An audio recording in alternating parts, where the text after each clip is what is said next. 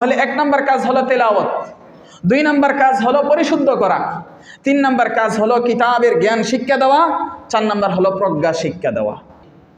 মসজিদে ইমামের কাজ শুধু নামাজ পড়ানো। لقد من الله على المؤمنين إذ بعث فيهم رسولا من أنفسهم يتلو عليهم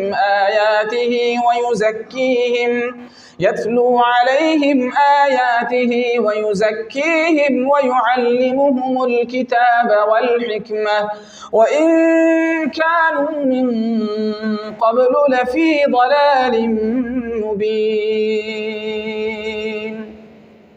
মহান আল্লাহ ইমানদারদের উপর অনুগ্রহ করেছেন, বলেন সুবহানাল্লাহ। কখন? যখন তিনি তাদের নিজেদের মধ্য থেকে তাদের কাছে একজন রাসূল প্রেরণ করেছেন। অর্থাৎ রাসূল প্রেরণের মাধ্যমে আমাদের উপর মহান আল্লাহ কি করেছেন? অনুগ্রহ করেছেন, দয়া করেছেন। এরপর রাসূলের কাজ কি বলে দিচ্ছেন। ইয়াতলু আলাইহিম আয়াতিহি, এক নম্বর রাসূলের কাজ হলো তাদের সামনে আল্লাহর যে আয়াত সমূহ রয়েছে এগুলো তেলাওয়াত করবেন। কথা বুঝতে পারছেন? রাসূলের বলেন, রাসূলের এক নম্বর কাজ কি করা? আল্লাহর আয়াত সমূহ তেলাওয়াত করা। রাসূল আছেন? এখন আছেন? তাহলে রাসূলের কাজ সর্বপ্রথম কাদের উপর? এখন কাদের উপর? ওয়ারাসাতুল আম্বিয়া, যারা আলিম যারা, তাই না? তাইলে আলিমদের এক নম্বর কাজ কি? আল্লাহর আয়াত সমূহ মানুষের কাছে তেলাওয়াত করা।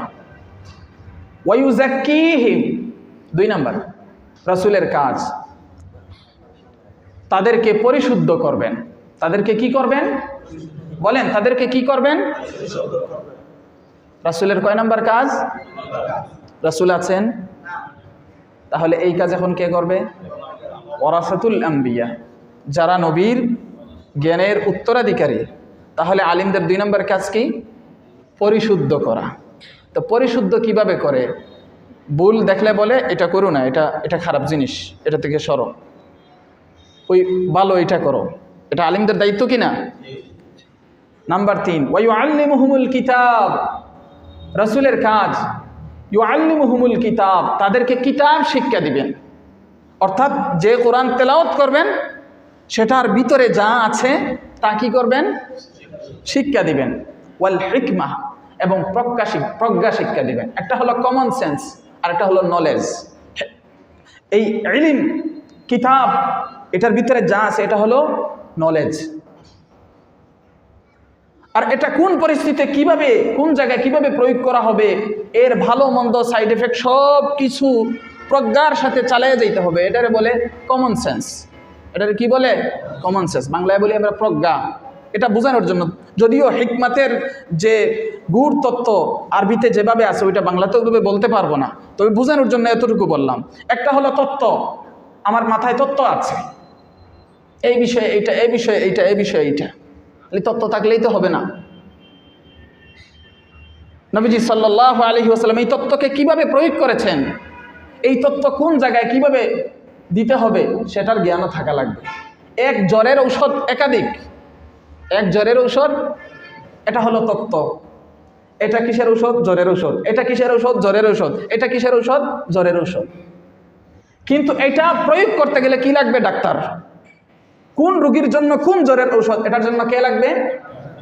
ডাক্তার। কি? ডাক্তারের মাঝে তত্ত্ব এবং প্রজ্ঞা দুটার মিশ্রণ থাকে। ডাক্তারের মাঝে কি থাকে? তত্ত্ব এবং প্রজ্ঞা দুটার। প্রজ্ঞা কোথায় থেকে পায়? শিক্ষক থেকে পায়। নবীজি সাল্লাল্লাহু আলাইহি ওয়াসাল্লামের কাছে তত্ত্বও ছিল, প্রজ্ঞাও ছিল, দুটা আমাদের কাছে এসেছে।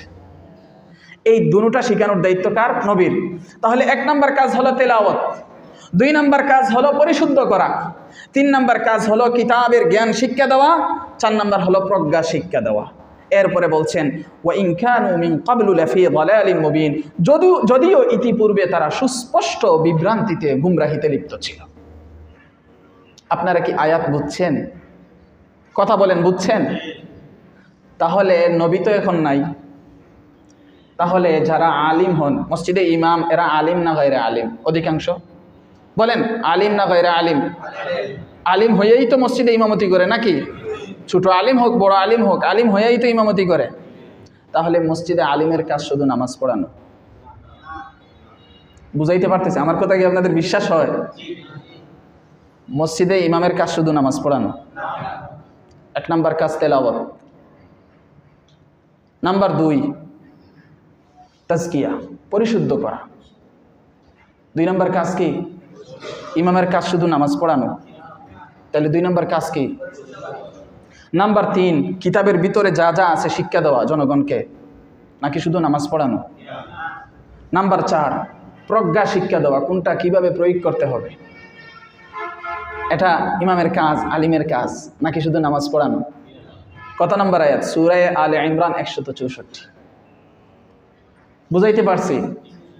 তাহলে মহল্লায় মহল্লায় ছিলেন হুজুরের কাজ নামাজ পড়ানো, হুজুরে নামাজ পড়বে, এত কথা বলে কে লেগে বলবেন? আপনি যদি এটা বলেন তাহলে আপনার আকীদা কেমন? এগুলো তো কোরআনের আয়াত। আমি আকীদা নিয়ে আলোচনা করছি, এগুলো তো কোরআনের আয়াত। আপনি যদি বিশ্বাস করে থাকেন তাহলে মুখে যা বলেন, অন্তরে যা থাকে বাস্তবে তা প্রয়োগ করবেন।